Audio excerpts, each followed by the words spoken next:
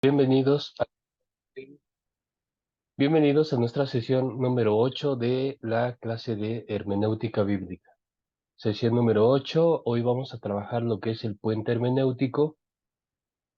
Vamos a aplicar las consideraciones que hemos visto hasta ahorita. Vamos a poder trabajar con el texto, el último que dejamos. Vamos a poner un ejemplo muy resumido de lo que va a ser el trabajo de ustedes, lo que van a poder ahora sí que hacer el ejercicio ustedes para su trabajo final. Bueno, el puente hermenéutico. Llamamos puente hermenéutico ya aquel ejercicio de aplicación de lo que nos dice el texto hoy. Así es que vamos a comenzar con nuestra sesión, hermanos. Y tenemos un texto para trabajar. Lo vamos a poder hacer. Voy a hacer para ustedes una presentación esquemática de lo que es el trabajo del texto y nos va a ayudar un poco a entender lo que ese texto puede decirnos para nosotros hoy, pero también nos va a servir para que ustedes tengan un ejemplo directo de cómo van a poder trabajar sus textos. Espero que ya estén empezando a elegir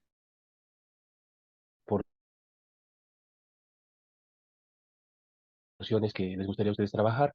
Entonces, vamos a ver un ejemplo el día de hoy.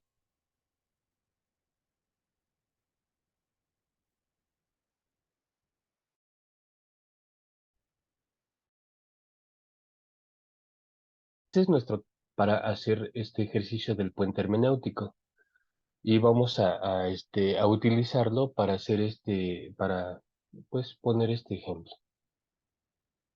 Muy bien, ¿qué es el puente hermenéutico? Dice aquí en el esquema que les estoy presentando a ustedes, dice el puente hermenéutico, ¿qué nos dice el texto hoy?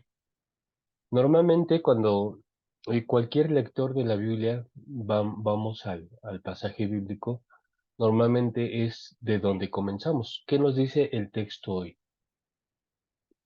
Vamos a lo que abrimos nuestra Biblia, tenemos una idea en mente para la congregación, un tema que predicarles, elegimos un pasaje y entonces vamos a lectura de ese pasaje y en automático tratamos de poner ese puente, poner qué nos dice el texto hoy. Poner ese puente es responder a la pregunta de qué nos dice el texto para nosotros hoy. Claro que a veces el puente hermenéutico se realiza sin tomar en cuenta su antecedente, que es lo que hemos estado considerando en las clases anteriores. ¿Y qué es tener en cuenta el antecedente para poder responder a esa pregunta? En la mayoría de los casos, respondemos a la pregunta de manera inmediata, sin tomar en cuenta el antecedente. Y cuando hacemos eso, eh, que no es del todo malo, por supuesto, porque el interés siempre es genuino, es legítimo, pero lo que estamos haciendo al responder automáticamente sin tener en cuenta el antecedente, la verdad es que nos estamos perdiendo de muchas cosas. Y eh, cuando uno pierde esta parte, entonces uno se encuentra limitado en el sentido de solamente repetir lo que dice el texto. Y entonces, al no tener en cuenta todo el antecedente, entonces solamente repetimos en nuestras palabras, volvemos a argumentar en una serie de ideas que simplemente repito, vuelven a decir lo que el texto ya dice, sin mayores explicaciones.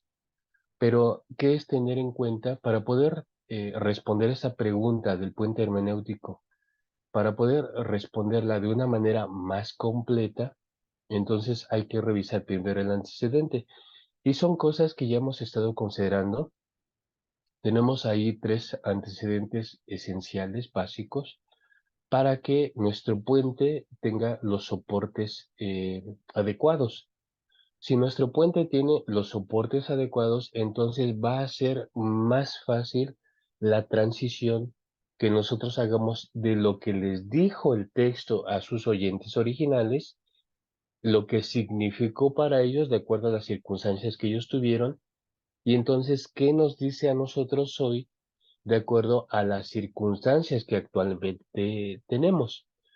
Entonces, por eso el círculo que ustedes ven al centro, donde dice puente hermenéutico que nos dice el texto hoy, está mediado por el círculo de la derecha, que somos nosotros, la comunidad actual, y sus circunstancias particulares, porque recuerden que todo lector también ya está condicionado, todo lector ya tiene sus propios lentes, sus propias circunstancias que le están condicionando para leer ese texto.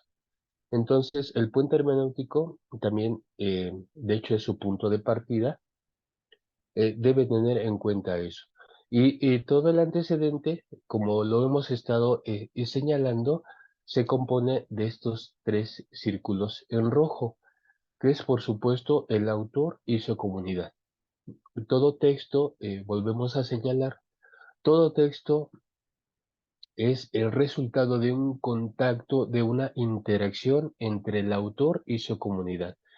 El apóstol Pablo, el apóstol Pedro, los evangelistas Mateo, Marcos, Lucas, Juan, todos tienen un contacto directo con una comunidad a la que le quieren escribir.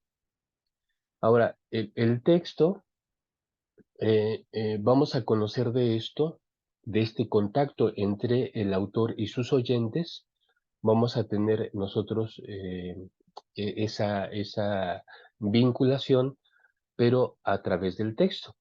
Entonces, el texto ya maneja unas circunstancias particulares, por eso el círculo en rojo en el centro que dice el texto y sus circunstancias, eso nos van a permitir ver algo de lo que representan dentro del texto esta vinculación del autor y su comunidad. Imaginen que ustedes están en una casa. Toda casa tiene ventanas. Es la costumbre que toda casa tenga ventanas. Es igual si uno vive en Rusia, en Chile, en México, en Canadá, donde sea, toda puerta, toda casa tiene ventanas.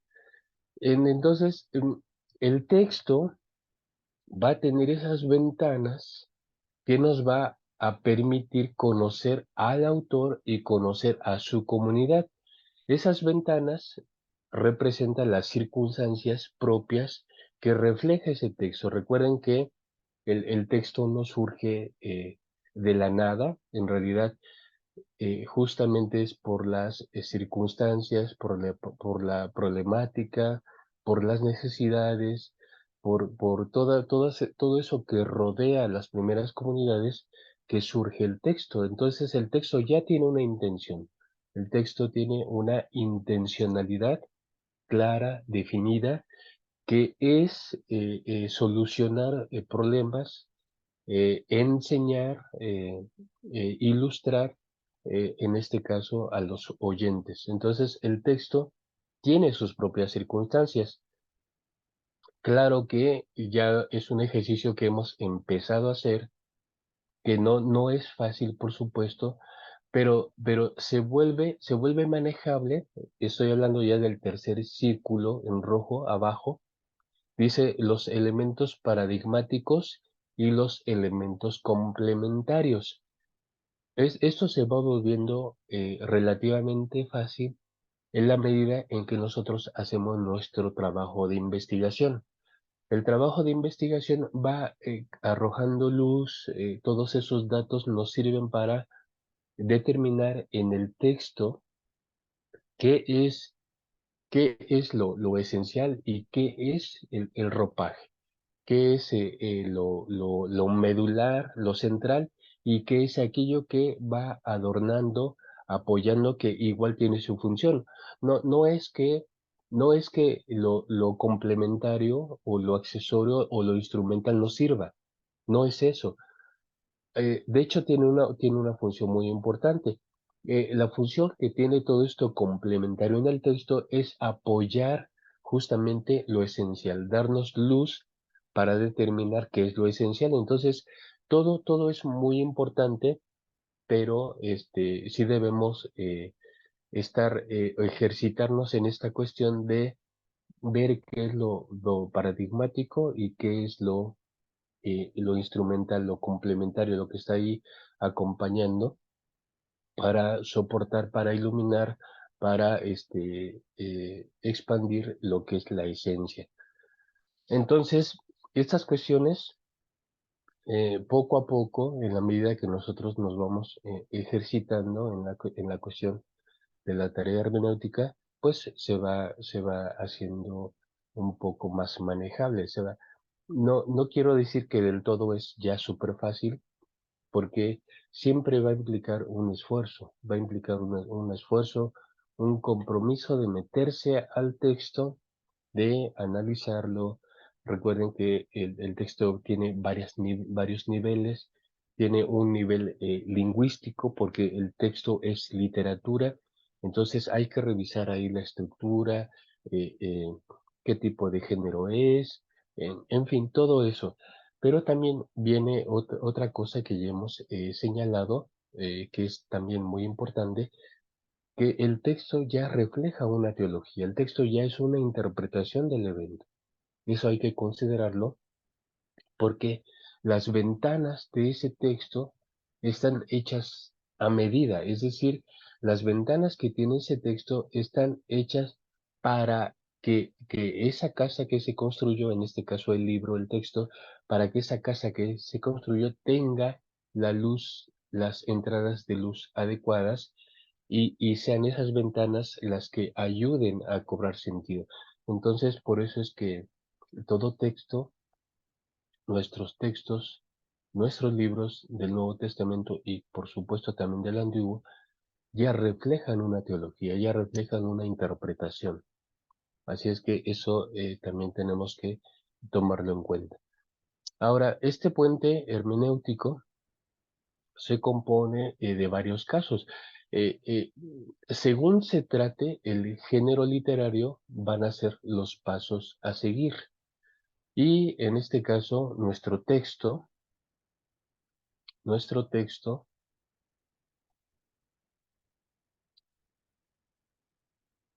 que es este es nuestro texto, el pasaje de Efesios 5:21 al 33. Es un pasaje que pertenece a una sección epistolar, una de las cartas, una de las cartas. De hecho, Efesios es una carta profundamente eclesiológica y también cristológica. Es una combinación de esos dos temas, lo cristológico y lo eclesial. Como lo cristológico, como esas cuestiones de la salvación, del ministerio de Jesús y de la significación de su salvación inciden en el modelo eclesial. Por eso es que aquí vemos en el tejido del texto, vemos una relación entre la obra de Cristo y el significado que tiene la iglesia. Por eso es que para ilustrar un problema eclesial, que es el que vamos a descubrir en este caso, para ilustrar ese problema eclesial, el autor recurre al modelo cristológico. Y por eso él va a decir, así como Cristo amó a la iglesia, ese es el modelo cristológico, así ustedes, esposos, amen a sus esposas. Y las esposas estén metidas a Cristo. Entonces, la carta, en este caso de Efesios, resulta muy interesante porque refleja ese tipo de teología, una teología en donde el autor hace una combinación del modelo cristológico para aplicarlo al modelo eclesial, pero en el contexto de la vida de pareja, ¿no? Y vamos a revisar las circunstancias, por qué es que el autor hace esto, qué lo lleva a hacer esto. Vamos a revisar las circunstancias para poder, repetimos, tener nuestro puente hermenéutico. Recuerden que el puente hermenéutico trata de responder la interrogante de qué nos dice el texto el día de hoy. Pero para poder llegar a ese punto hay que hacer el trabajo previo. Muy bien, vamos a hacer el trabajo previo, que yo voy a presentarlo para ustedes ya en una manera o de una forma resumida, esquemática. Muy bien. Entonces vamos a revisar el texto. Ahora, este pasaje en particular, la cita de Efesios 5, 21 al 33 y toda esa temática de, este, de someteos en el amor de Cristo, la invitación del autor para la comunidad y en este caso específicamente para la pareja, de vivir en una situación de sometimiento. Pero, ¿qué tipo de sometimiento? Entonces, veamos ese análisis del pasaje. Como se trata de un lugar, de una comunidad situada en un lugar específico, que en este caso es la ciudad de Éfeso, bueno, tenemos que meternos un poco y esto constituye ya los pasos del acercamiento al texto. Hay varios elementos que del propio texto, ¿no? Y nuestro trabajo de investigación primero en por eso, revisar varios elementos aquí. Ustedes pueden ver una secuencia en los círculos amarillos y el primero de ellos se refiere a las circunstancias políticas, después vienen las circunstancias económicas, luego las circunstancias religiosas, luego vienen las palabras clave y luego vienen los textos paralelos y o referenciales, que en este caso es clarísimo que el pasaje de Efesios 5, 21 al 33 hace un señalamiento directo a otro paso, Génesis 2, y muy bien, ¿por qué esto? Bueno, el texto ah, pues, va a marcar qué es lo que nosotros tenemos que hacer como hermeneutas. Imaginen que ustedes escogieron por ejemplo, un pasaje totalmente distinto, que es el Salmo 23, un salmo clásico muy bonito que tiene que ver con esta interacción de Dios con su pueblo, ¿no? El Señor es mi pastor y nada me faltará. Bueno, tenemos un escenario totalmente diferente. Entonces, los pasos a seguir en este sentido los va a marcar siempre el texto. Puede ser un pasaje profético, ¿no? Bien, si estamos trabajando el libro de Daniel, o a lo mejor estamos trabajando el libro de Apocalipsis, las cartas a las 7 iglesias. Pero entonces, los pasos a seguir, el proceso de investigación lo va a marcar el propio texto. Si estuviéramos trabajando el Salmo 23, entonces uno de los elementos, revisar lingüísticamente lo que se refieren el lenguaje metafórico. Y así vamos haciendo que el texto mismo, de acuerdo a sus particularidades, marque los pasos a seguir. Como aquí se trata de una carta y de un lugar geográfico, entonces conviene revisar los pasos que el mismo texto nos pide. Y por eso yo tengo aquí marcados en esta situación los diferentes elementos que me van a ayudar a mí a hacer primero el análisis y después a tener una comprensión de lo que este pasaje nos está señalando. Así es que vamos parte por parte, porque finalmente algunas cosas, ya cuando tengamos nuestra exposición, algunas cosas nos van a servir y otras no. Pero este esquema nos ayuda a ver en qué lugar se está moviendo o en qué punto o en qué elemento se está moviendo la intención del texto. Entonces vamos a revisarlo.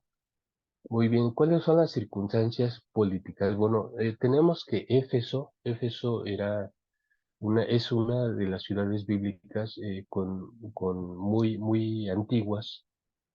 Incluso cuando ya en el primer siglo aparece bajo el dominio romano como una ciudad privilegiada, porque Éfeso tenía una larga tradición en la que diferentes imperios se habían apropiado de ella. La fundación de Éfeso la tenemos muchos siglos antes de la era cristiana y siempre se distinguió Éfeso por ser una ciudad estratégicamente ubicada. Entonces, aquí tenemos el resumen, dice, para su tiempo, es decir, para el primer siglo, era la capital de la provincia romana o la capital de aquella región. Dice, y por lo tanto, un importante núcleo político. Era también al mismo tiempo un importante centro intelectual donde había una destacada escuela de filosofía y una reconocida biblioteca.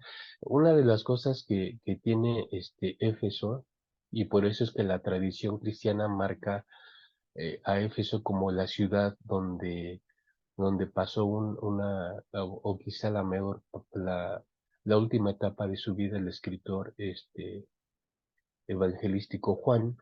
Incluso la tradición dice que también eh, la madre de Jesús estuvo allí en Éfeso, pero bueno, es lo que dice la tradición. Pero eso es muy interesante porque eh, eh, Éfeso, para su tiempo, de hecho, algunos dicen que el evangelista Juan, el autor del cuarto evangelio, escribió su cuarto evangelio desde Éfeso, desde ese lugar. En las cartas a las 7 iglesias que marca Apocalipsis, la primera carta es dirigida a la carta de Éfeso. Entonces, la relevancia que tiene Éfeso no solo es en el marco de lo político, en este contexto de la historia en el primer siglo, sino también tiene una fuerte importancia en cuanto al esquema eclesial en ese primer siglo, que para que entre las 7 iglesias se incluyera, y en primer lugar la carta de Éfeso, eso marca la relevancia que tenía esta ciudad y esta comunidad de creyentes. Entonces, resulta que Éfeso es una ciudad relevante en varios sentidos, en el sentido de ser un núcleo político. Se dice que allí él solía tener su residencia el gobernador de toda aquella región, le gustaba estar allí, era una ciudad cosmopolita, por ser un centro de conocimiento, de la reflexión. Entonces también esta es una de las cosas que podemos observar. Tenía, aparte de una escuela marcadamente de fuerte tradición filosófica, lo cual para algunos eruditos nos han dicho que con respecto al Evangelio de Juan, si es que Juan se escribe desde allí, este evangelio se escribe desde la estancia del apóstol en esa ciudad. Entonces hay algunos eruditos que dicen que el evangelio de Juan es el resultado de una escuela interpretativa, no solo de una persona individualmente hablando, sino más bien de una corriente de pensamiento, aunque en la tradición se le atribuye a Juan, al evangelista Juan, en realidad refleja una escuela de pensamiento.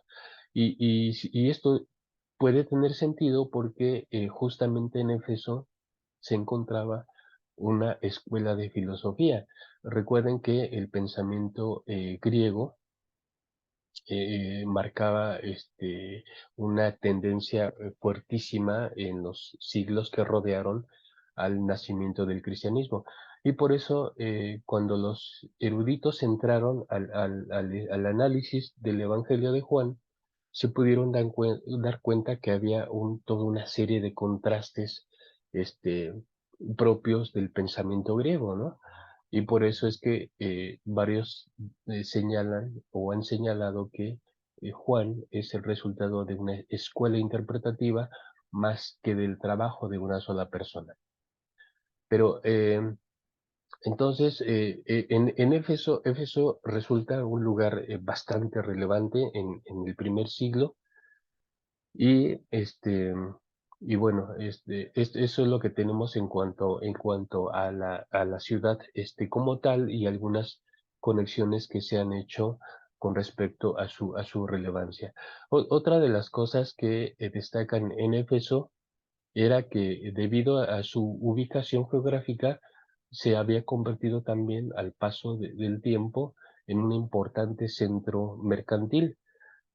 Y entonces, al ser un importante centro mercantil, se convertía en un paso obligado para el intercambio comercial en toda aquella región de Asia Menor. Entonces, hoy día, en nuestro tiempo, tenemos ciudades en el mundo que destacan por su ubicación geográfica y eso permite una relevancia comercial. Hay ciudades que llegan a convertirse justamente en paso obligado en todo trato comercial. Bueno, Éfeso es ese tipo de ciudad también, pero al ser un importante centro mercantil, entonces había una población fija, una población que tenía obviamente su residencia permanente allí, pero también había un tipo de población flotante, es decir, una población que estaba allí solamente de paso por algún tiempo, quizá días, quizá semanas, quizá meses o quizá unos pocos años. El apóstol Pablo tuvo tres visitas. La primera vez que el apóstol Pablo visitó la ciudad de Éfeso fue en su segundo viaje misionero y se quedó un tiempo muy corto. Cuando la volvió a visitar en su tercer viaje misionero, los historiadores marcan que estuvo algo así como unos 3 años en la ciudad de Éfeso. Así es que estas cuestiones de tener una población fija y una población flotante permitía que pues en Éfeso se integraran toda una serie de cuestiones de pensamiento, corrientes filosóficas, pero también toda una serie de prácticas, de tradiciones. Entonces, imagínense una ciudad totalmente cosmopolita donde habitan personas de muchos lugares del mundo entonces conocido, de muchas tradiciones culturales y por supuesto también de muchas creencias. Entonces, una de las cosas que también se han identificado en Éfeso es la eh, abierta y a veces exuberante, o como si fuera un nido de muchas creencias, ¿no? Muchas creencias religiosas, pero también muchas filosofías. Entonces, esto va a resultar relevante porque en, en Éfeso, en Éfeso van a converger toda esta variedad de pensamientos, de tradiciones, de culturas, pero también de creencias. Y eso nos lleva al siguiente punto, las circunstancias religiosas. Igual que en otras ciudades de aquel tiempo, había numerosas deidades y templos en Éfeso, pero eh, solía ser como a veces también sucede en la actualidad, a veces sucede que cuando una ciudad tiene mucha relevancia, pues atrae no solo cuestiones políticas y económicas, también atrae cuestiones de credos, de creencias, de religiosidad, que era el caso de Éfeso. Y en el caso de Éfeso, aunque había muchas deidades y templos, una cosa destacaba sobre todo justamente Diana, el culto a Diana, y Diana era la diosa de la fertilidad. Vamos a platicar un poquito más de esto y cómo esta situación va a incidir en nuestro texto.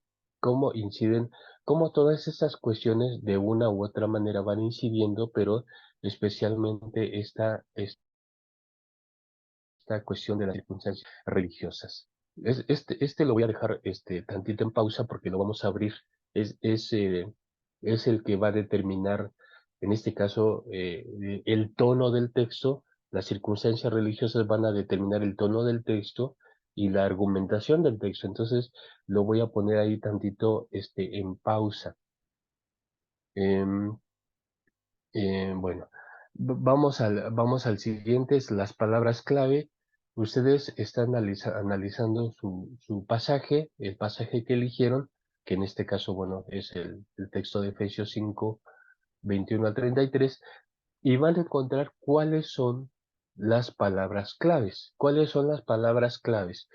Aquí tenemos por lo menos tres que son las que este, pues van a destacar, que es someteos, reverencia y respeto. Son nuestras palabras claves.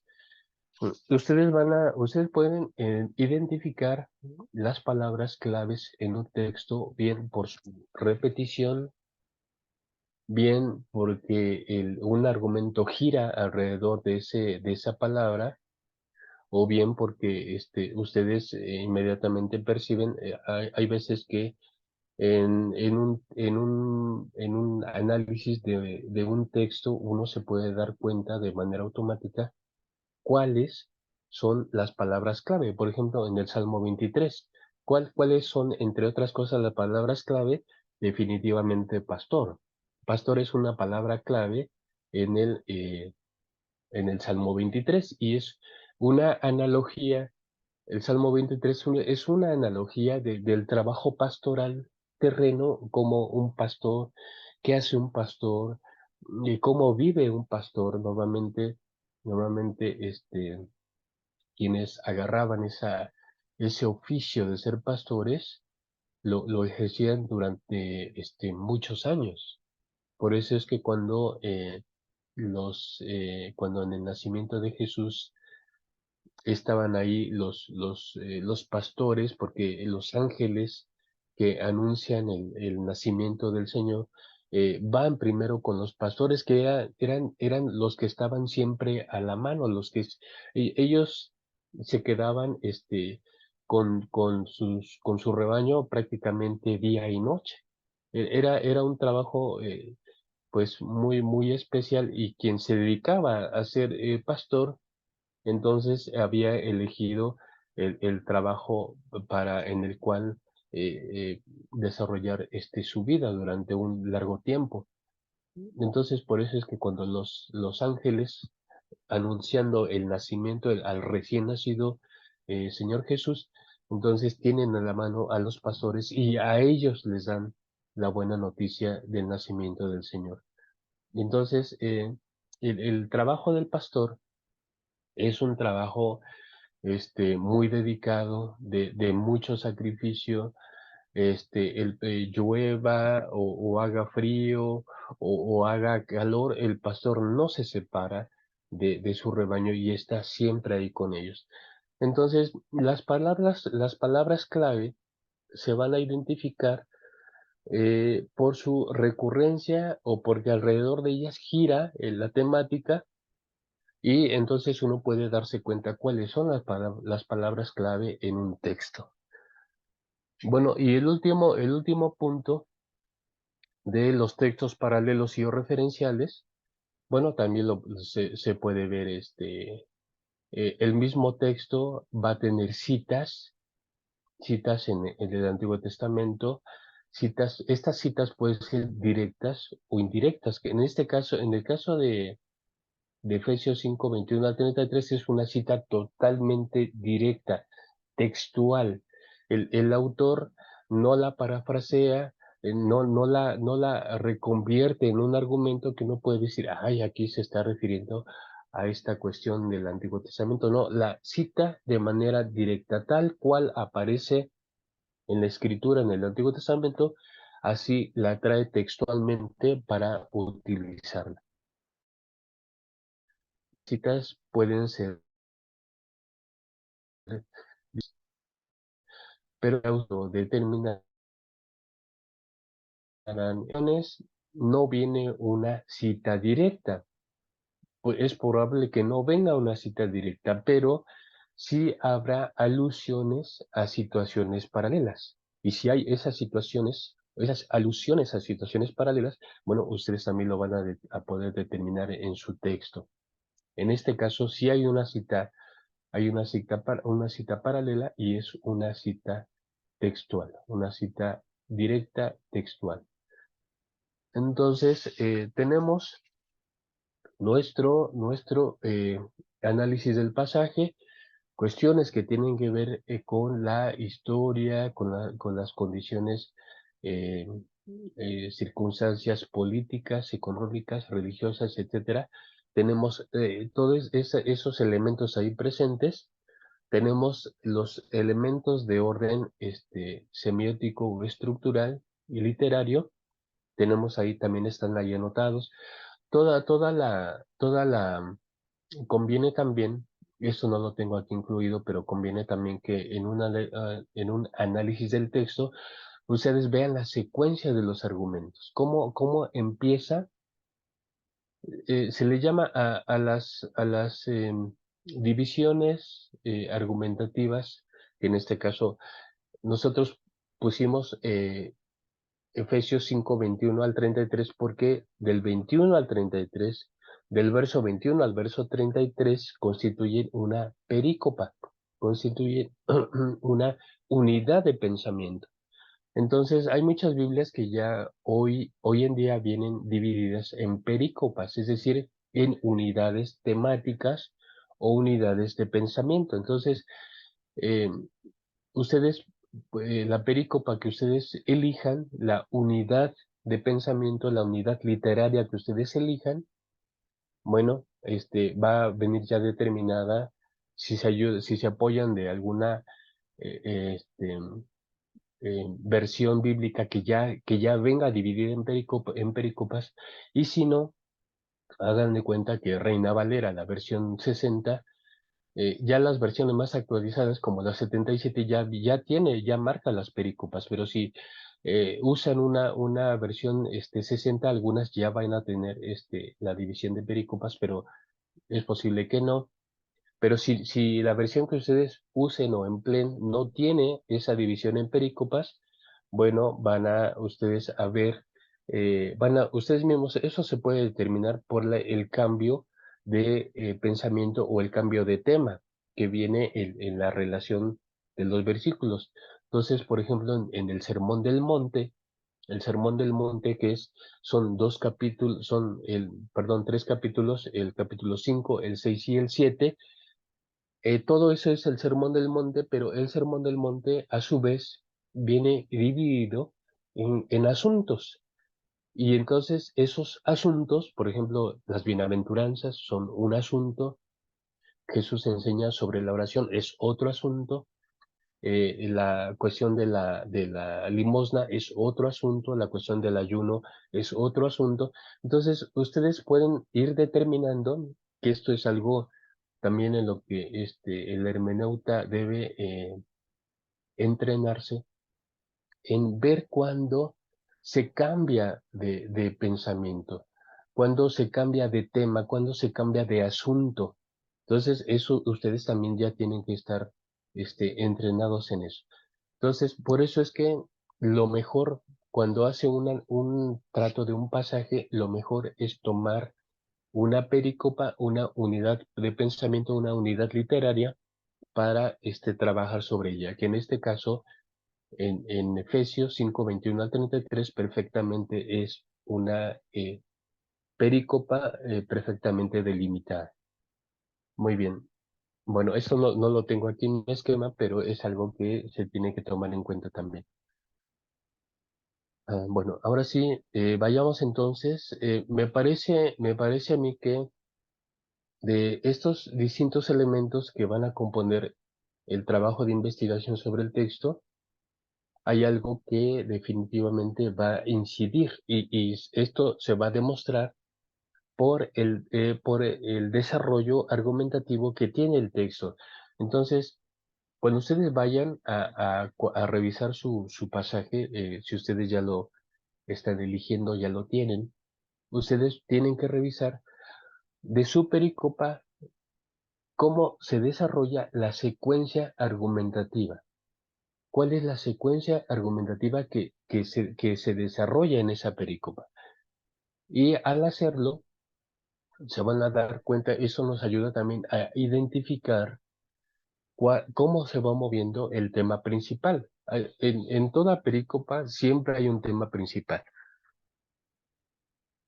Este tema se va a desdoblar en sus argumentos, pero de que hay un tema principal, eh, ustedes pueden estar totalmente seguros. Hay un tema principal que es el que se va a desdoblar en esos argumentos. Muy bien, bueno, vayamos a esta parte porque yo había señalado que me parece que la cuestión de las circunstancias religiosas, y en este caso el culto a Diana, tiene un lugar central en la argumentación del tema.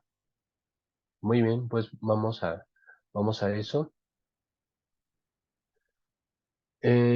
Diana, las circunstancias religiosas, estamos amplificando este elemento, el de las circunstancias religiosas, porque me parece que es el que incide de manera directa el tema o la cuestión que se desarrolla en esta perícopa.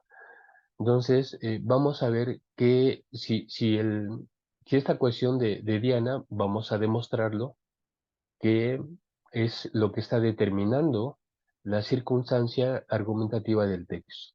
Bueno, y aquí todo esto también es cuestión de trabajo de investigación. Muy bien, dice las circunstancias religiosas, Diana y los ritos de fertilidad. Esta imagen que ustedes están aquí viendo es una recreación de lo que pudo ser el tiempo, en el templo de Diana en sus tiempos de pleno auge. Como ustedes pueden ver, esta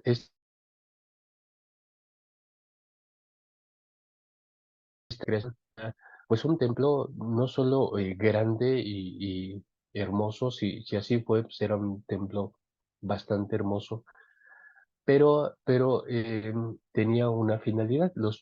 El culto a Diana tenía básicamente una finalidad. Muy bien, aquí tenemos varios nombres.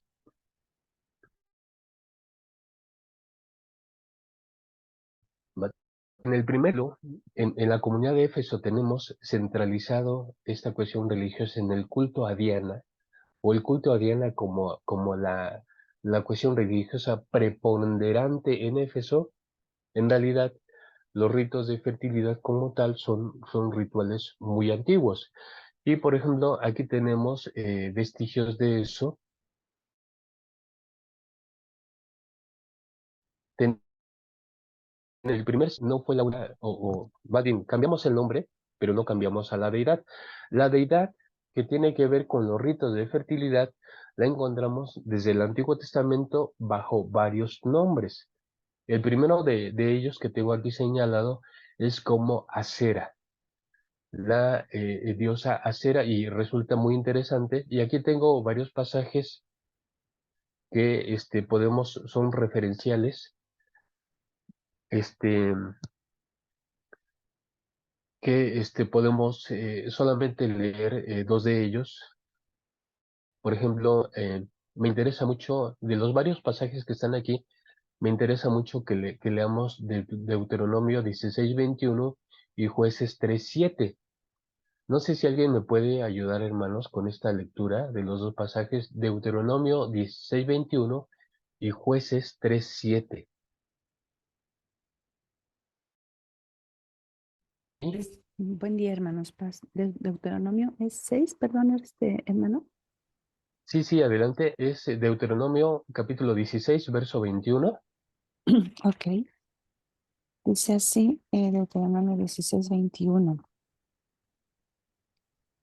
No plantarás ningún árbol para acera cerca del altar de Jehová tu Dios, que tú habrás hecho. Amén. Ok. Ok, no, no Acera, este es un tema interesantísimo porque Acera en el Antiguo Testamento va a cumplir la misma función que Diana en el Nuevo Testamento como la diosa de la fertilidad. ¿Y por qué plantar ahora a Dios? Porque si hablamos de fertilidad y si hablamos de, en este caso, la fertilidad, los ritos de fertilidad están muy asociados con el ciclo de lluvia y de producción fértil de la tierra. Entonces, ¿qué mejor que representar esa fertilidad en un árbol? Pero ese árbol obviamente representaba a esa divinidad, a Acera. Ahora es muy interesante que en el Antiguo Testamento los ritos de fertilidad sí estuvieron asociados al desarrollo de Israel de una manera, a lo mejor no quisiéramos que hubiera sido tan fuerte, pero en algunos momentos, y esto lo marcan los historiadores, hay autores clásicos como John Bright, que en su Historia de Israel marca estas influencias de otras religiones en el desarrollo del pueblo israelita. Incluso se dice y se ha señalado que Acera en algunos momentos llegó en esta influencia que tuvo Israel, llegó a ser considerada o a querer ser considerada como la consorte de Yahvé. Entonces, imagínense, es ese marco donde tienen esa idea de tener un dios masculino, pero también a su consorte, a su acompañante, una diosa femenina. Y por eso es que, si ustedes siguen la secuencia de los pasajes que están aquí escritos, que no estamos leyendo todos, pero si ustedes ya en lo particular siguen la secuencia, se van a dar cuenta que están siempre en esa tendencia de quiten de Israel, quiten de nuestros lugares de culto, todo lo que tenga que ver con Acera, todo lo que tenga que ver con esa diosa, quítenlo de allí, quiten sus altares, erradiquen a sus sacerdotes. Entonces, esto ya nos deja ver la influencia que tuvieron los ritos de fertilidad en el desarrollo religioso del propio pueblo israelita. Por favor, leamos la cita de Jueces 3:7.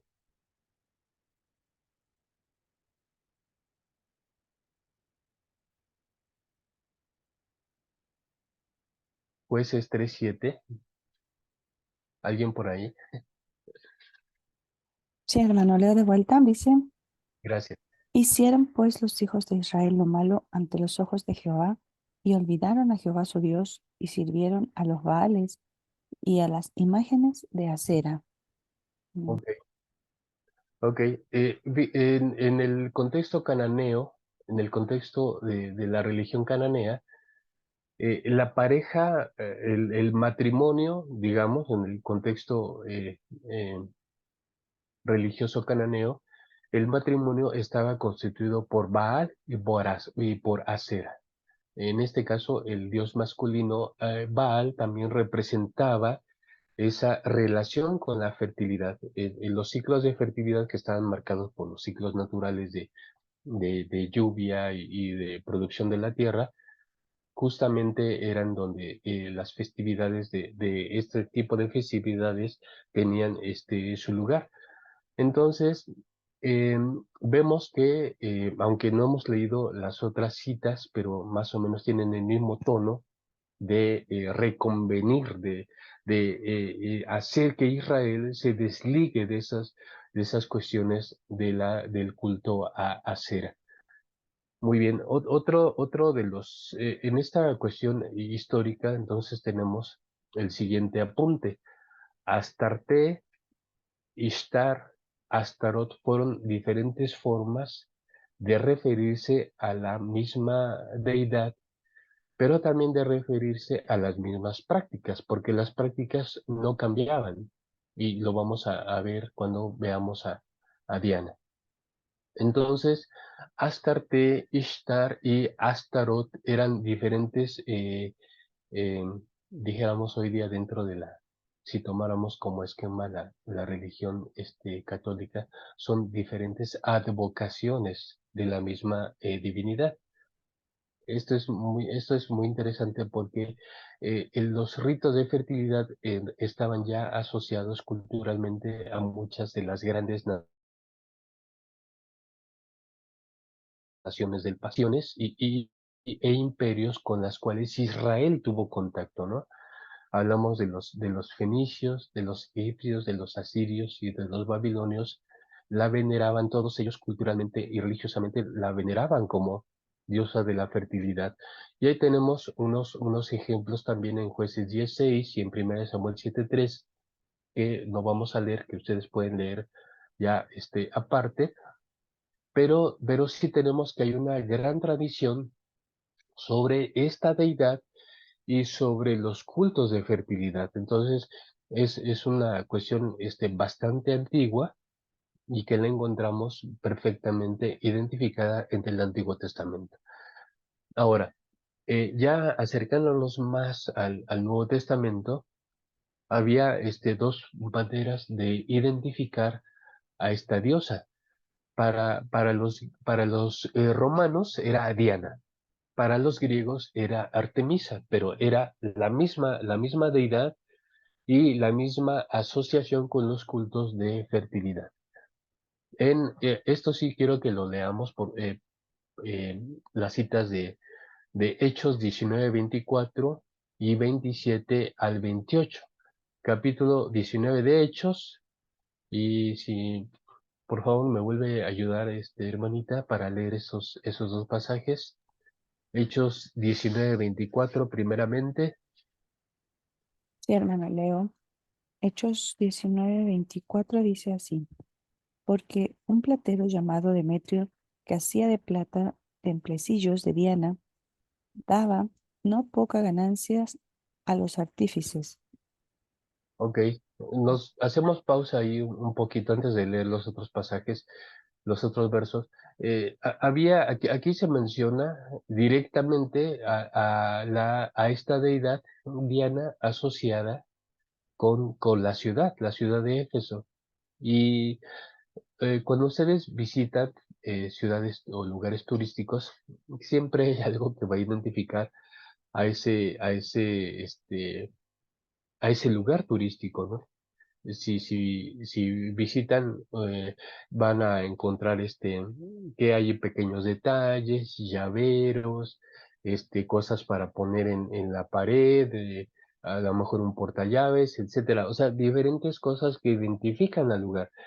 En el caso de Éfeso, como la relevancia del templo era muy notable, ustedes saben que cuando en un lugar turístico algo destaca y se convierte en un punto de atracción,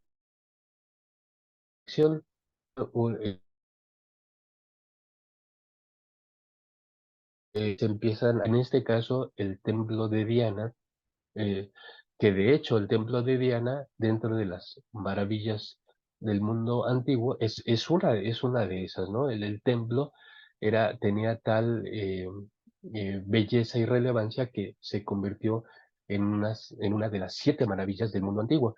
Entonces, imagínense, aquí cuando en Hechos 19:24 nos dice que de hecho había gente dedicada al comercio con ese tema, ¿no? Al comercio con el tema del templo de Diana. Entonces, esto ya nos señala la relevancia que tenía el culto a Diana en el primer siglo. Por favor, leamos los versos 27 y 28. Permiso, buen día. Sí. Y no solamente hay peligro de que este nuestro negocio venga a desacreditarse, sino también que el templo de la gran diosa Diana sea estimado en nada y comienza a ser destruida la majestad de aquella a quien venera toda Asia y el mundo entero. Cuando oyeron estas cosas, se llenaron de ira y gritaron, diciendo, Grande es Diana de los Efesios. Ok, entonces ahí tenemos que la predicación apostólica estaba afectando estas cuestiones. Lo identifican los oyentes, lo identifican muy bien, que en este caso son los habitantes de Diana, y ven en riesgo en este caso, tanto sus ganancias, su comercio, como también la imagen que tiene la diosa en esa ciudad, ¿no? Y señalando que de hacer caso a la predicación apostólica, pues el templo va a ser venido a nada. Ahora, esto son dos indicadores, esos pasajes del capítulo 19 de Hechos, son cada índice que en Éfeso el tema a estas cuestiones, los ritos de fertilidad. ¿Qué eran los ritos de fertilidad? Bueno, una de las maneras típicas de imitar, de emular esta cuestión de la fertilidad o de los dioses asociados a la fertilidad, tanto si era en el Antiguo Testamento como si es en el tiempo apostólico del primer siglo, una de las cuestiones era justamente la prostitución sagrada. Entonces, en el templo de Diana había personas, tanto del género masculino como del femenino, que se dedicaban justamente como un rito de adoración a ejercer la prostitución sagrada. Incluso algunos historiadores han señalado que toda mujer nativa de Éfeso en algún momento de su vida tenía que servir dentro de esos cultos. Y imagínense una ciudad, como hemos marcado, totalmente cosmopolita, llena de creencias, llena de tradiciones de todos lados, y en un lugar donde parece ser que esta cuestión que va a marcar el cristianismo, la fe cristiana de que cuando dos personas se unen, son una sola carne, dice, esta ¿cómo se dice? Esta visión estrictamente monogámica, en un contexto en donde uno podía, o en este caso los habitantes de Éfeso, podían, si así lo deseaban, y acercarse al templo a Diana, y sin problema tener este culto o este ritual de adoración reproducido en intercambios sexuales, o también los mismos hombres, los mismos varones, si así igual lo deseaban, acercarse al templo de Diana y hacer lo mismo con aquellas prostitutas sagradas. Entonces, imagínense una sociedad que tiene acceso a este tipo de prácticas y una comunidad eclesial que está, quiérase o no, influenciada este acercamiento del culto a Diana. Entonces, por eso es que empieza la argumentación paulina. Digo, en este caso, la argumentación del autor. Vamos a ver esta parte. Antes de ver esto, vamos a ver el texto mismo. Entonces, ¿por qué lo religioso incide directamente en el pasaje? Bueno, ahora, con ese trasfondo, es decir, de la importancia, la relevancia que tiene Diana y los cultos de fertilidad en Éfeso, y ustedes saben que los creyentes, antes de convertirse al cristianismo, pues obviamente tenemos que, los creyentes de Éfeso, antes de convertirse a la fe cristiana, tenemos que dar por hecho que veían esos ritos de fertilidad con toda naturalidad. Y no sería sorpresivo pensar que los creyentes, antes de entrar de ser incorporados a la fe cristiana, de hecho practicaban eso, y lo practicaban como algo natural. Entonces, con eso de fondo, veamos la argumentación que tiene el autor en este pasaje. Dice, sométanse los unos a los otros por temor a Cristo. A lo mejor la pareja, la pareja decía, bueno, el varón le decía a la mujer, a la esposa, bueno, pues ahorita vengo, ¿no? Regreso más tarde. Y la mujer ya sabía dónde iba, ¿no? O al revés, porque en este caso, en esa ciudad de Éfeso, algunos han marcado que una de las cuestiones que también reconocían a Éfeso como una ciudad totalmente permisiva. Y entonces, igual si le damos crédito a eso, entonces también lo mismo podía hacer la mujer. La mujer podía decir, bueno, pues ahorita regreso, voy a acá, espérame más tarde.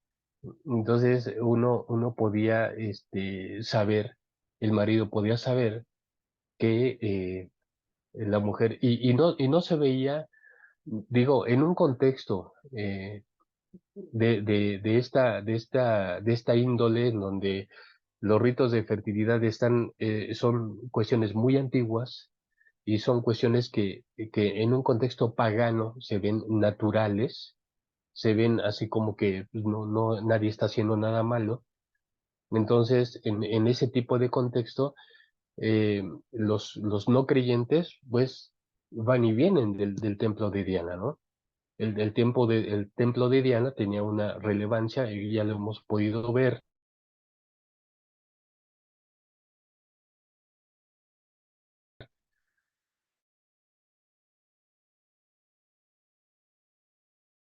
que la fe cristiana, que de hecho después empiezan a repeler a los apóstoles que están con Jesús, ¿no? ¿Por qué? ¿Por qué? Porque, porque eso atenta contra nuestras tradiciones y nuestras prácticas, ¿no? Y también cuando es que todo va perfectamente ligado. Entonces, imagínense ese contexto y entonces al autor diciendo, sujétense unos a otros. Y el tema va a ser la pareja, el tema va a ser la pareja porque se va a ir desarrollando en el argumento de la pericopa, se va a ir desarrollando. Dice, sométanse unos a otros por reverencia o por temor a Cristo. Entonces, ya desde aquí se marca un límite para la convivencia. Yo no sé, a esto aquí solamente es algo, un puesto mío, yo no sé si en aquellas parejas acostumbrados a ese tipo de prácticas existían los celos, o sea, que el marido dijera, este, o que la mujer, el marido le dice, bueno, ahorita la mujer sabe perfectamente los celos de eso. Y también igual el marido, si el marido puede experimentar celos, si sabe que su mujer también va al templo de Diana. Entonces, eso simplemente es un supuesto mío, pero aquí el autor empieza a cerrar el sentido de lo que va a ser vivir en pareja, pero bajo la visión cristiana. Entonces dice, sométanse, dice, esposas, verso 22, esposas, sométanse a sus propios esposos como al Señor. Sométanse, obedezcan a sus propios esposos como al Señor. Yo no sé si en algún momento los esposos llegaron a quejarse. Bueno, y el esposo en algún momento, sabiendo las tradiciones y que él mismo las experimentaba, yo no sé si en algún momento el esposo le dijo al esposo, no vayas, no quiero que vayas.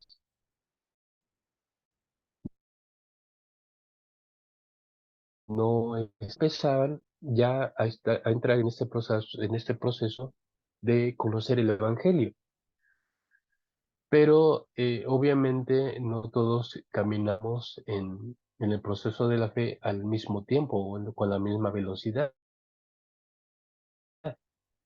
Y todavía no estaban madurando, decían, "No, pues ahorita vengo, ¿verdad? ¿Y quién eres tú para impedirme que yo vaya? Ahorita regreso, punto". Entonces, viene aquí la argumentación, que eso es algo que nosotros podemos intuir por la manera en cómo se desarrolla la argumentación. Dice, esposas, sométanse a sus propios esposos como al Señor. Y aquí entra en estas cuestiones de, de, de justamente de hacer pastoral, de hacer teología. Dice, porque el esposo es cabeza de su esposa, y viene aquí, mete la cuestión que yo señalaba al inicio, como el modelo cristológico sirve para ejemplificar el modelo. Dice, porque el esposo es cabeza de su esposa, así como Cristo es cabeza de la iglesia, la cual es su cuerpo y Él es su Salvador. Empieza ya aquí a marcar una pertenencia. La visión cristiana acerca de la pareja es que hay una pertenencia. El esposo es, como en otra de las cartas, se señalará también que el cuerpo de la esposa es para el esposo y el cuerpo del esposo es para la esposa. Es decir, hay una correspondencia, y esto es solamente bajo la visión cristiana, pero imagínense ir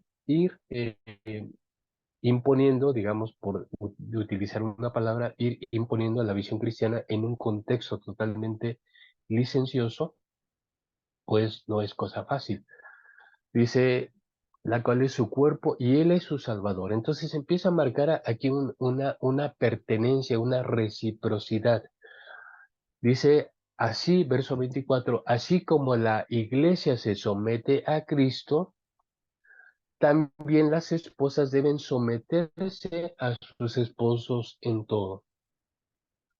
Marca esta parte de la reciprocidad, de la correspondencia, pero con esta visión de pertenencia. Porque un matrimonio de Éfeso, sin fe, sin la fe en Jesús, sin el Evangelio, sin todo este aprendizaje del reino, y tomando su vida habitual en un contexto totalmente permisivo. Entonces sí, soy tu esposo, pero también convivo con otras mujeres, ¿no? Y la mujer, sí, soy tu esposa, pero también convivo con otros hombres. Aunque, repetimos, es un contexto religioso, es un contexto obviamente pagano, ¿no? Pero es un contexto validado, legitimado por estas tradiciones culticas, ¿no? De la fertilidad. Pero cuando llega la fe cristiana, obviamente va a romper ese esquema y va a tratar de que esa pareja que vive en una situación permisiva ahora se ocupen el uno del otro para formar una reciprocidad en donde se rompe esa permisividad, pero donde ahora la esposa y el esposo entran en un proceso distinto, en un proceso diferente. Y aquí empieza a marcarse otro elemento que yo no lo tengo como palabra clave, pero definitivamente lo es. Dice, esposas, amen a sus esposos. Hay un sometimiento. Esposas, sométanse a sus esposos como la iglesia se somete a Cristo. Y pasa a un segundo nivel o sube un escalón más. Esposos, amen a sus esposas. Es, Primero le dijo a las esposas, sométanse a sus maridos, a los maridos, esposos, así como Cristo amó a la iglesia y se entregó por ella. Es decir, sigue marcando, sigue cerrando esta pertenencia que existe desde la visión cristiana para la vida en pareja. Esposos amen a sus esposas, así como Cristo amó a la iglesia y se entregó por ella. Es decir, no, tampoco no es una relación ¿por qué no voy a hacer esto? Porque soy tu marido y porque yo lo digo. ¿Por qué te vas a ir tú y yo no, si ya estamos aprendiendo cosas diferentes? Entonces, esta relación no es una relación de pareja meramente autoritaria, porque ya decíamos que la palabra griega empleada para someterse es una palabra que se usa en el contexto militar, que bueno, de ahí fue tomada, pero no es una relación de sometimiento basada simplemente en la autoridad, porque yo lo digo, porque yo mando, porque yo soy el que digo muchas cuestiones, ¿no? Porque yo soy el que traigo el dinero, porque yo sostengo la casa y tú tienes que entonces que hacer lo que yo digo, que son muchas cuestiones que incluso actualmente también generan mucho problema en la vida de pareja, en la pareja moderna, ¿no? Pero bueno, aquí la cuestión es que sí es un sometimiento, pero es un sometimiento mutuo, porque al principio dijo, sométanse los unos a los otros, aquí no hay género, sométanse los unos a los otros en el temor de Dios, o por temor de Cristo. Entonces, hay un sometimiento mutuo, pero ese sometimiento mutuo viene marcado no por un autoritarismo, sino por una relación de amor. Dice, sigo leyendo, dice, para hacerla santa, él la purificó lavándola con agua mediante la palabra. Todo este contexto cristológico se refiere a cómo el modelo se está explicando. Es decir, ¿qué hizo Cristo por la iglesia? La hizo santa en el sentido de que la desarraigó de todas esas prácticas, si estamos hablando de los Efesios. Cristo hace santa a la iglesia, a esa comunidad de Efesios, quitándolos, desligándolos de todas esas prácticas paganas. Entonces, en ese sentido, la hace santa, la desliga de situaciones o asuntos o cuestiones que fracturan, en este caso, su razón de ser, como personas y como pareja. Dice, así como, dice, Él la purificó lavándolo con agua mediante la palabra, es todo el cambio que hace el Evangelio en las personas. El Evangelio lava, el Evangelio purifica. Esa es una manera metafórica de lo que sucede realmente con el Evangelio. El Evangelio nos va quitando todas aquellas cuestiones que no son propias de la voluntad de Dios, pero también de todas aquellas cuestiones que no permiten descubrirnos a nosotros mismos como personas en esa relación con Dios.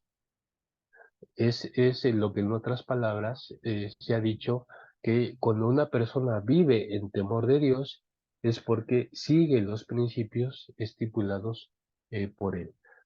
Muy bien, dice entonces aquí, dice, lavándola con agua mediante la palabra, dice, para presentársela a sí mismo como una iglesia radiante, sigue marcando la cuestión de la reciprocidad que debe haber en la pareja. ¿Por qué el varón se cuida y hace todo el cuidado de sí mismo? Por ella, por su esposa, por su mujer. Y viceversa, la mujer, ¿por qué hace todo ese cuidado de sí misma en todo sentido? Pues es también por su esposo, porque justamente hay una correspondencia de amor en donde yo hago o intento hacer las cosas que agradan a ella. Y en una vida de pareja, y todos sabemos eso, en una vida de pareja, cuando él y ella hacen cosas para agradarnos, este punto es interesante porque lo vamos a ver más adelante con la cuestión del amor, pero hacer cosas para agradar a la persona, justamente nosotros sabemos muy bien eso cuando atravesamos nuestra etapa de enamoramiento. Cuando una pareja atraviesa su etapa de enamoramiento, hacemos porque ya lo sabemos, hacemos las cosas que a ella agradan o a él agradan y él o ella se sienten especiales porque están percibiendo cómo su pareja, su novio, su esposo hacen las cosas que despiertan o que afloran el agrado en la persona. Es algo bonito, por eso la etapa del enamoramiento es una etapa muy bonita porque la pareja se procura con mucha cercanía el uno al otro. Bueno, dice para presentársele como una iglesia radiante, sin mancha ni arruga, ni ninguna otra imperfección, sino santa e intachable. Obviamente es el modelo cristológico, la iglesia, los cristianos. Aquí es un mensaje directo en donde la comunidad de Éfeso ya debe, ante el conocimiento del Evangelio, debe abandonar ese tipo de prácticas que lo único que están haciendo es manchándola. Todas las prácticas paganas, una de los objetivos porque las prácticas, ¿qué son las prácticas paganas? Es la distorsión del Dios verdadero, pero también es la distorsión de la imagen de Dios en nosotros. Entonces, las prácticas paganas distorsionan nuestra imagen, la imagen, nuestro valor como seres humanos, la imagen de Dios que hay en nosotros, pero también distorsionan la imagen o la imagen que tenemos de Dios, la relación que tenemos con Dios. Entonces, las prácticas paganas impiden ver a Dios como es, pero también impiden vernos a nosotros como somos realmente, como Dios nos creó. Entonces, las prácticas paganas tienen esa función, desarraigarnos de Dios, pero también confundirnos con respecto a lo que nosotros somos. Y dice el verso 28, dice, asimismo el esposo debe amar a su esposa como a su propio cuerpo. Es decir, se va cerrando la vinculación cristiana, desde la fe cristiana, se va cerrando la vinculación, la pertenencia, la reciprocidad entre hombre y mujer. Obviamente bajo el esquema divino, ¿no? No bajo el esquema pagano. Dice, el esposo debe amar a su esposa como a su propio cuerpo. Dice, porque el que ama a su esposa se ama a sí mismo. El que ama a su esposa se ama a sí mismo. Dice, y dice un argumento lógico en el 29, dice, porque nadie ha odiado jamás su propio cuerpo, al contrario, lo alimenta y lo cuida. Nadie, a menos que tenga alteraciones psicológicas, que esté mal, que esté totalmente irracional, nadie procura su propio mal. Digo, ese es un principio lógico de supervivencia. Nadie que esté cuerdo, nadie que sea inteligente afecta o daña su propio cuerpo. No lo hace. Entonces, en este mismo sentido, el esposo que se ama a sí mismo, entonces entra en esa experiencia de amar a la otra persona, de amar a su pareja, de amar a su esposa.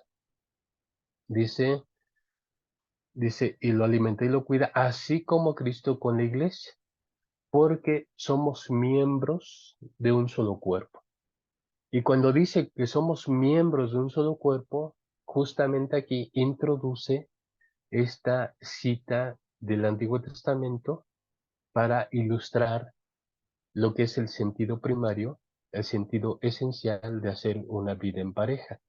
Dice, por eso dejará a su padre, por eso dejará el hombre a su padre y a su madre, y se unirá a su mujer, y los dos llegarán a ser uno.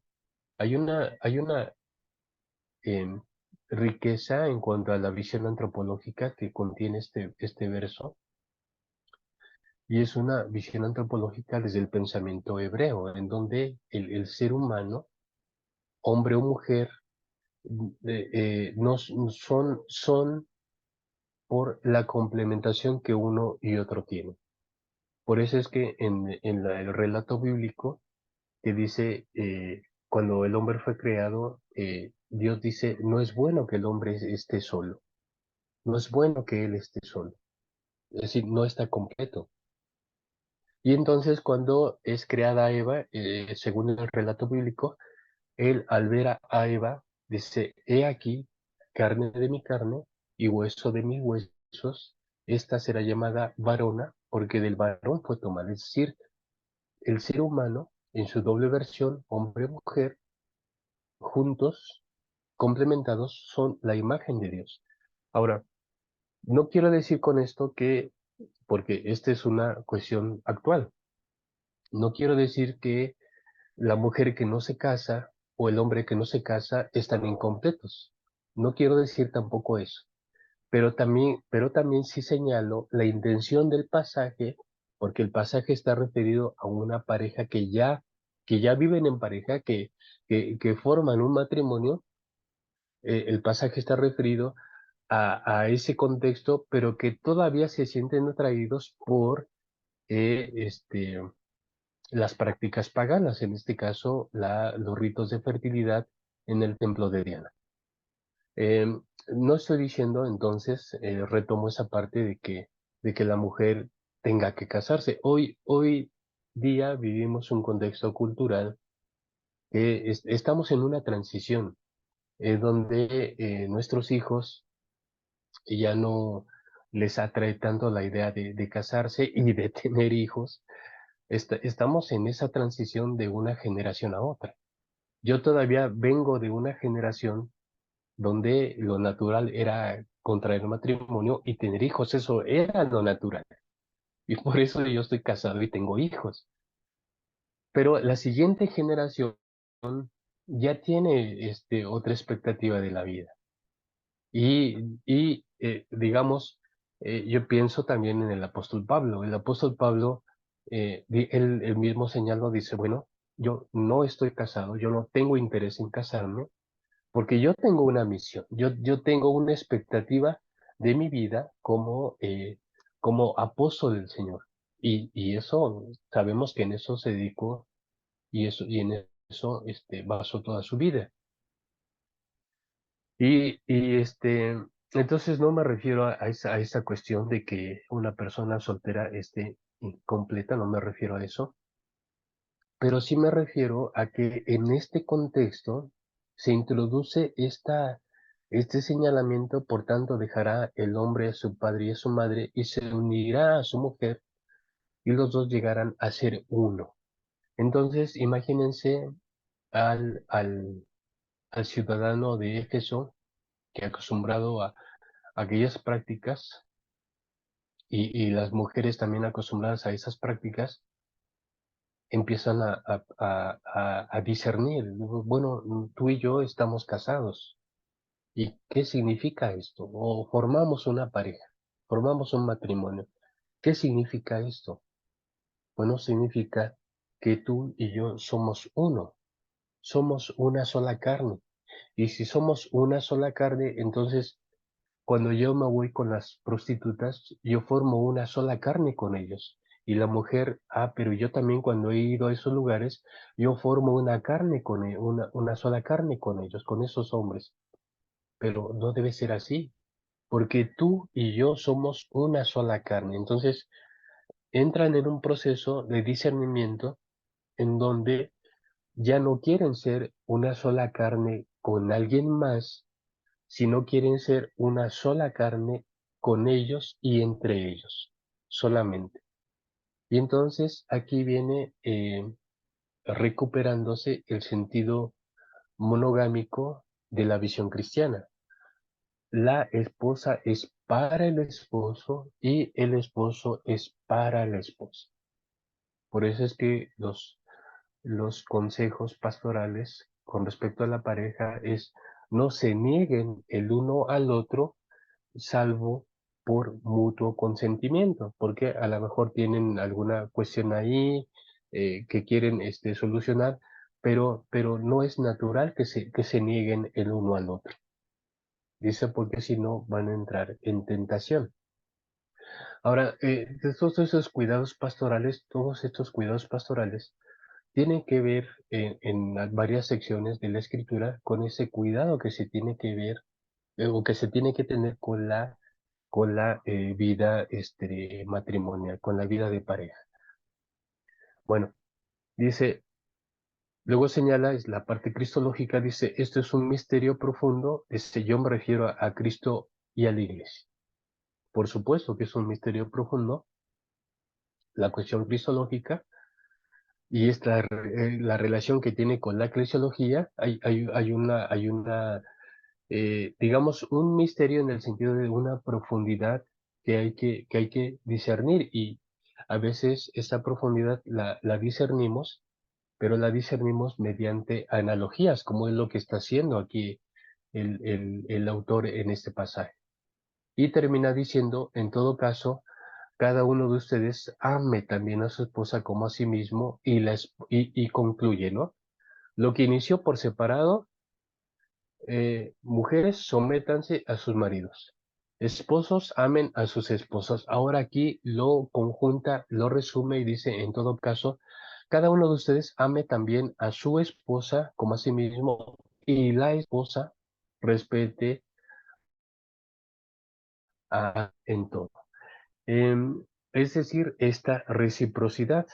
Ahora vamos ya a lo que es el puente hermenéutico.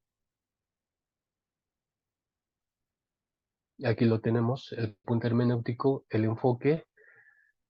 ¿Cuál sería el enfoque de acuerdo al análisis del texto y de acuerdo al contexto que rodea al pasaje? Bueno, es evidentemente la relación que tiene la pareja, ¿no?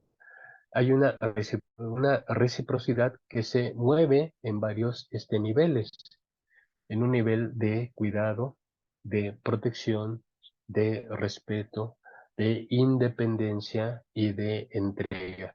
Entonces, esta reciprocidad se maneja en varios sentidos también.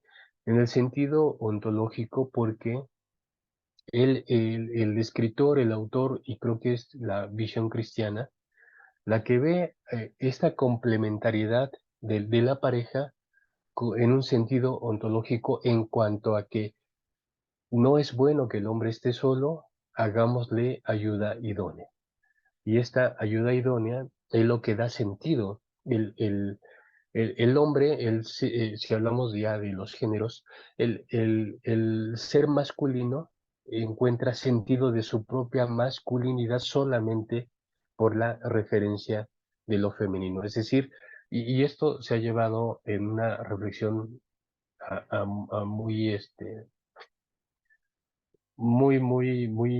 arriba porque me refiero a un alto nivel porque en realidad lo masculino, ¿cómo se refleja la imagen de Dios en el ser humano? A través de ambas cosas, tanto lo masculino como lo femenino.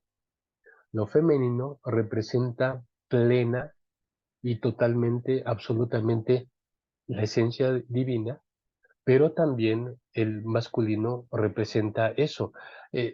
Muchas veces se favoreció que solo el varón reflejaba esta imagen o cosa, y entonces el argumento cultural de que como la mujer es tomada del varón, lo que decía Corintios, como la mujer es tomada del varón, entonces la mujer refleja la gloria del varón, y como el varón refleja la gloria de Dios, entonces el varón es gloria de Dios. Este es el sentido cultural que no ha hecho que no ha hecho durante mucho tiempo, y lo vemos hasta nuestros días, este balance que hay entre el valor de lo femenino y el valor de lo masculino, ambas cosas como representantes plenas de la imagen de Dios.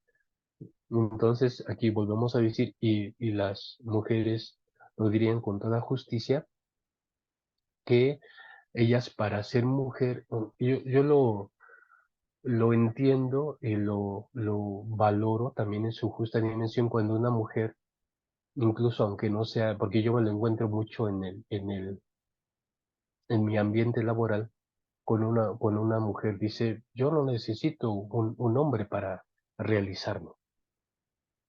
Entiendo esa parte. Y yo entiendo porque la Biblia así lo dice, que la mujer es plena porque refleja, ella aún en su feminidad como el hombre en su masculinidad, reflejan, cada uno refleja plenamente la imagen de Dios y toda esa carga que Dios es, lo refleja cada uno. Entonces, eso es algo legítimo, pero yo tampoco nada tengo con aquellos seres humanos que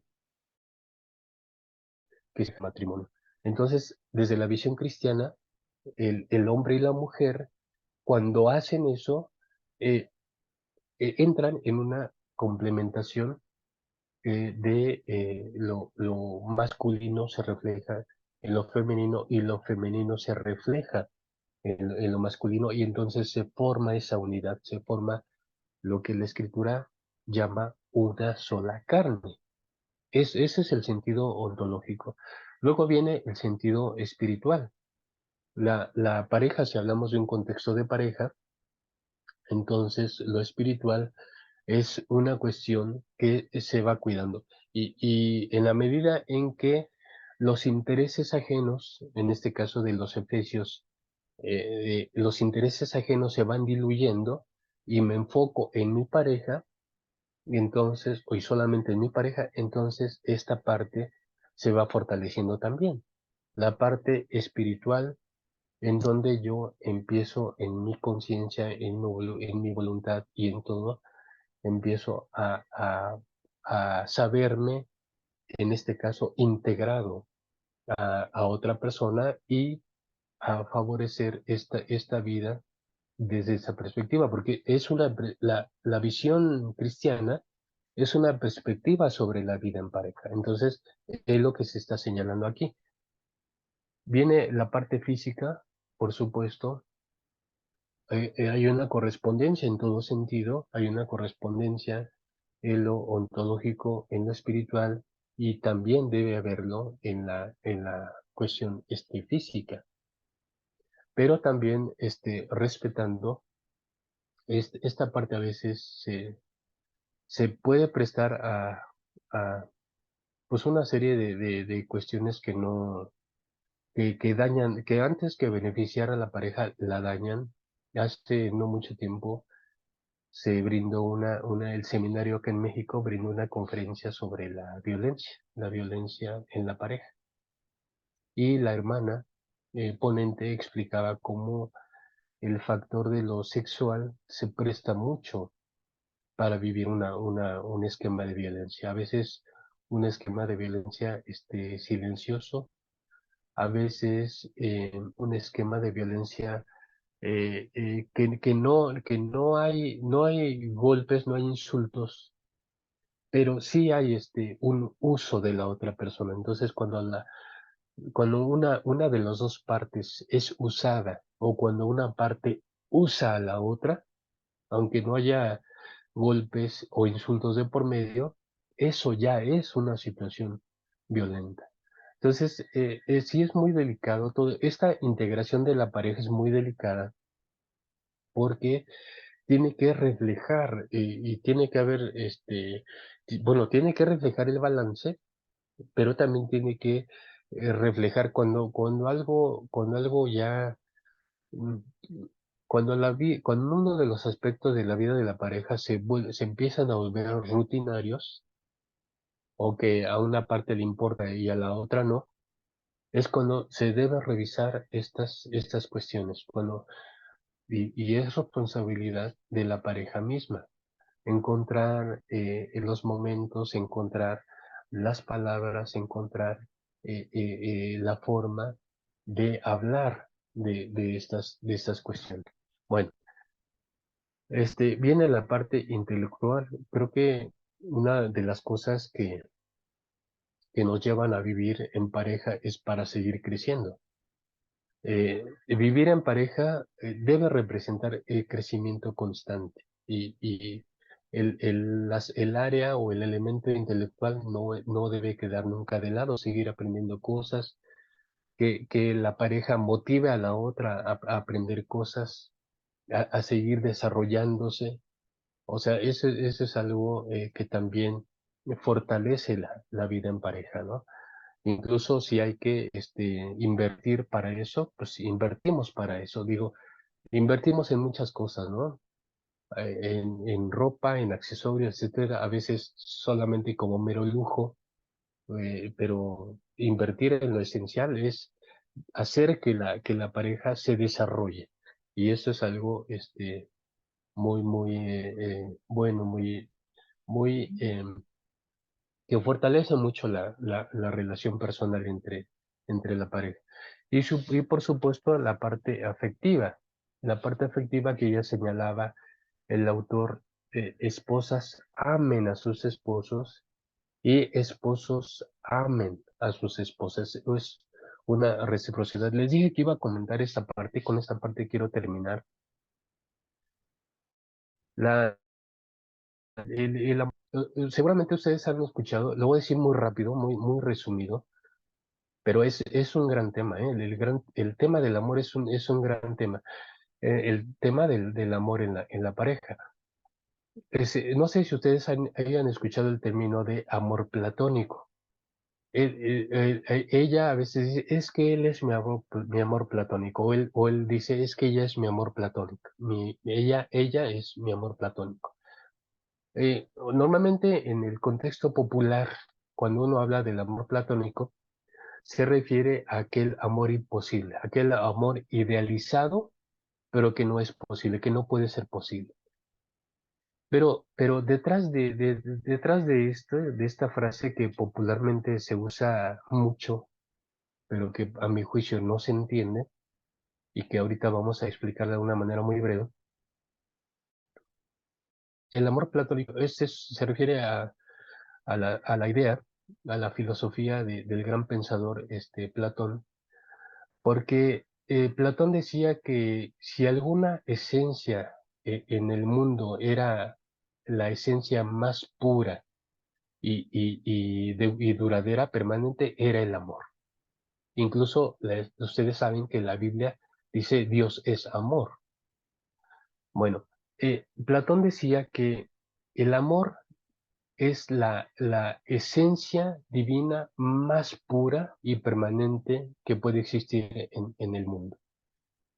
Pero que cuando el ser humano se intenta apropiar de ese amor, lo corrompe, lo destruye, lo denigra, lo mancha. Y esto es cierto. Cuando, cuando una persona es egoísta, ¿qué va a hacer con ese amor? Lo va a usar a su favor. Y entonces la persona egoísta le va a decir a su pareja, ah, bueno, ¿quieres esto? ¿Quieres que te compre esto? ¿Quieres que te lleve allá? ¿Quieres que esto, que el otro? Ah, eh, dame esto primero. Es decir, un amor condicionado. Por eso es que Platón decía que el amor que se vive entre los humanos es ya un amor corrompido, un amor que es totalmente egoísta, un amor que manipula, un amor que somete, un amor que destruye el verdadero balance de la relación en pareja. Y por eso es que Corintios 13, hablando del amor y refiriéndose a ese amor puro del que hablaba Platón, dice, el amor no busca lo suyo. Pero hoy día, en las relaciones de pareja que ya están totalmente viciadas, el amor sí busca lo suyo. Una persona cuando va a entrar en relación afectiva con otra, dice, "Ah, pero yo qué voy a ganar. Así, pero yo qué gano, qué obtengo yo. Nadie pide nada gratis, ¿no? Nadie da nada libremente, ¿no? Y por eso hoy día incluso se maneja mucho a nivel popular frases como que ellos dan 1000 regalos para obtener el cuerpo y ellas dan el cuerpo para obtener amor. Entonces, estas relaciones de hoy día, efectivamente, como decía Platón, en el momento en que el ser humano se quiera apropiar de ese amor, de esa esencia pura y eterna, la corrompe. La corrompe sus egoísmos, su falta de visión, sus limitaciones, corrompen ese amor. Entonces, viven amor, pero un amor viciado, un amor manchado, ya un amor denigrado. Entonces, el amor platónico se refiere a ese, el amor que se da libremente. Lo que dice Corintios, el amor todo lo cree, todo lo espera, todo lo soporta. Pero hoy día ese amor es tan desconocido que siempre damos un amor condicionado y exigimos un amor condicionado, porque en palabras de Platón hemos corrompido ese amor. El amor de la pareja que se vive hoy día es un amor corrompido. Hay que rescatar esa parte afectiva eh, pura, legítima, auténtica del amor en la pareja. Y preguntarnos hasta qué punto estamos amando condicionalmente y hasta qué punto exigimos un amor condicionado. Y si Platón tenía razón al decir que cuando el ser humano toma aquellas esencias más puras y eternas, suele corromperlas. Entonces, yo creo que una buena reflexión como para decir, ¿cómo estoy yo amando? En mi vida de pareja, ¿cómo es que yo estoy amando? ¿Cómo, cómo hago yo, cómo extiendo esta relación de amor? Y eso es muy interesante porque lo que, lo que explicaba Platón hace tantos años, hace muchísimos siglos, es justamente algo que tiene que ver con la vida real hasta nuestros días. Y la enseñanza bíblica en Corintios 13 y la del prójimo como a ti mismo, sigue reflejando el principio cristiano, sigue reflejando esa esencia pura, legítima, auténtica, que es el amor. Y por eso el paradigma principal referido a Dios es amor. Dios es la esencia más pura, la esencia más libre, más auténtica, y nos invita a vivir ese mismo modelo. Entonces, ahora, el puente hermenéutico, si tomamos ya en cuenta todo el antecedente y todo eso, entonces, de acuerdo al contexto, en fin, entonces se refiere a una reciprocidad como el contexto es un contexto matrimonial, es un contexto de pareja entre esposos.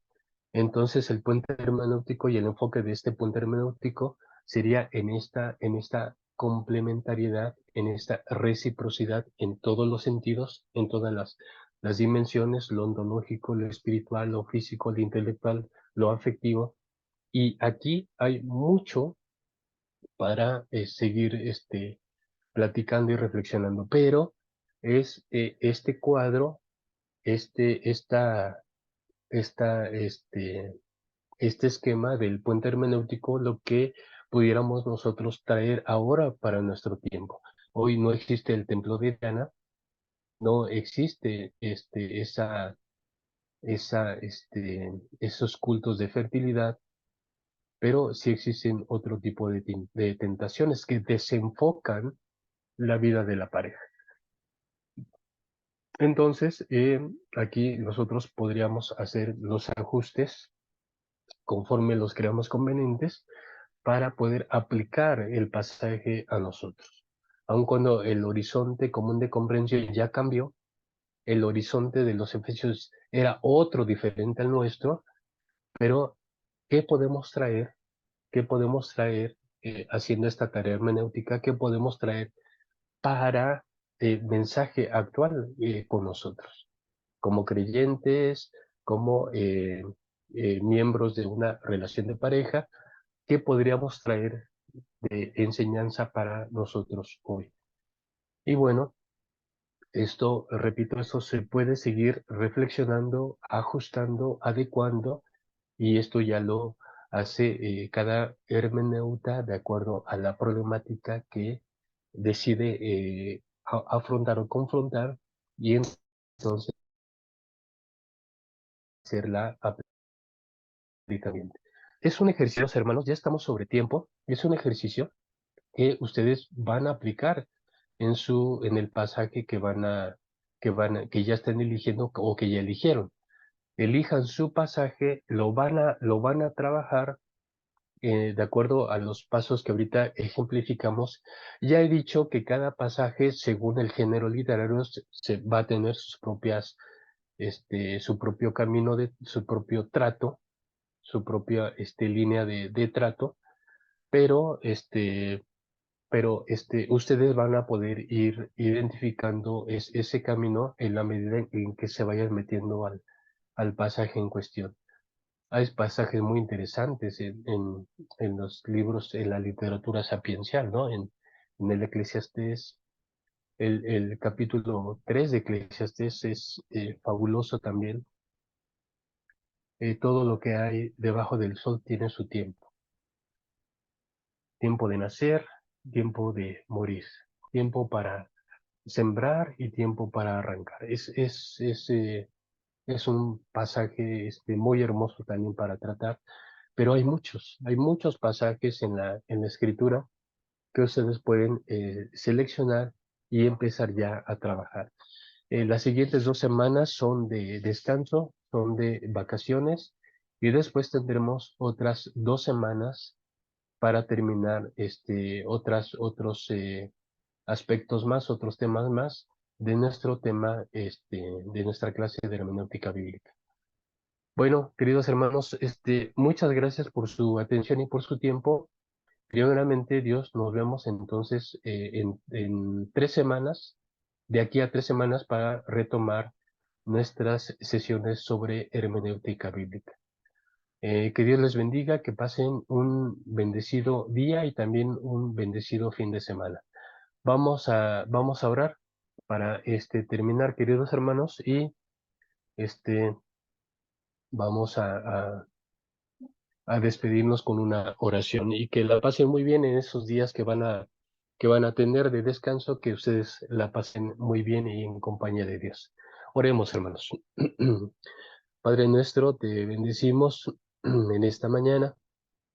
Te pedimos que tú seas con cada familia aquí representada, que nos cuides a donde vayamos, Señor, en las tareas que realicemos en este día, que contemos con tu compañía, con tu protección, Señor. Bendícenos y cuídanos del malo y del maligno.